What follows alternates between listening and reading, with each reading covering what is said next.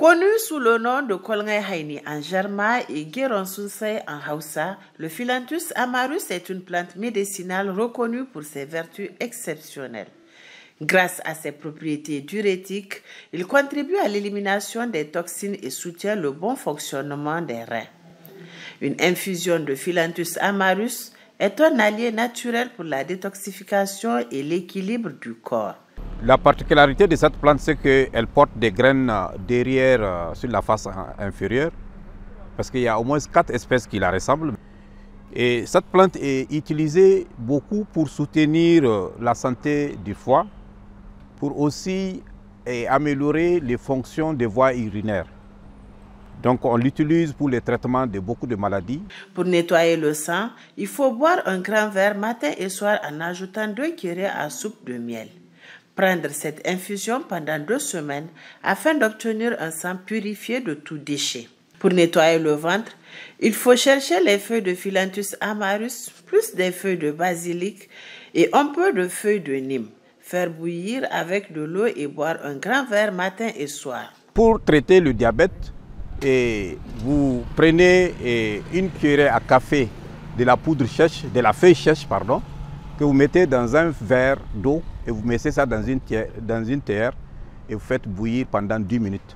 Et c'est cette décoction qu'il faut prendre le matin à jeûne et le soir au coucher. Et le soir de préférence aussi à jeûne, avant de manger.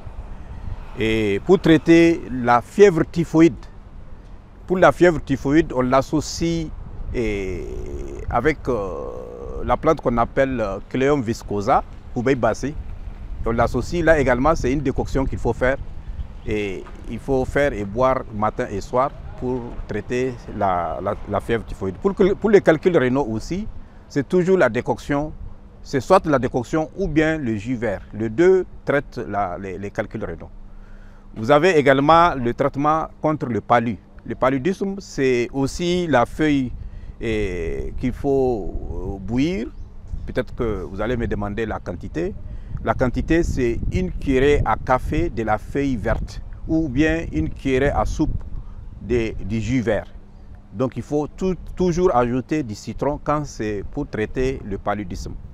Pour les ulcères, il faut bouillir et boire après les repas 25 ml 3 fois par jour.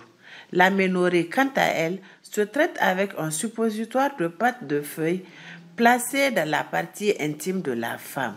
Pour soigner l'otite, les abcès, les plaies ou les blessures, le jus de feuilles de Phyllanthus avec ou sans huile de palme s'instille en gouttes dans les oreilles ou s'applique sur les plaies, abcès et blessures. Et pour les infections, on utilise les feuilles vertes.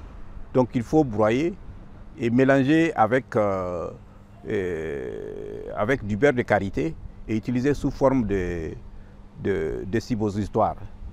Sous forme de suppositoire qu'il faut utiliser la nuit au coucher et puis le matin aussi et après la toilette. Pour traiter l'hépatite, donc on utilise les feuilles, soit la poudre, soit le jus vert ou soit la poudre, voilà. Cependant, des précautions sont recommandées, notamment chez la femme enceinte et les personnes souffrant de problèmes cardiaques, afin de respecter les dosages et éviter les interactions médicamenteuses. Donc, généralement, la durée du traitement pour cette plante, ça ne dépasse pas 2 semaines. En général, vous êtes guéri au bout de 2 semaines. Si vous n'êtes pas satisfait, vous suspendez 1 semaine avant de reprendre encore le traitement.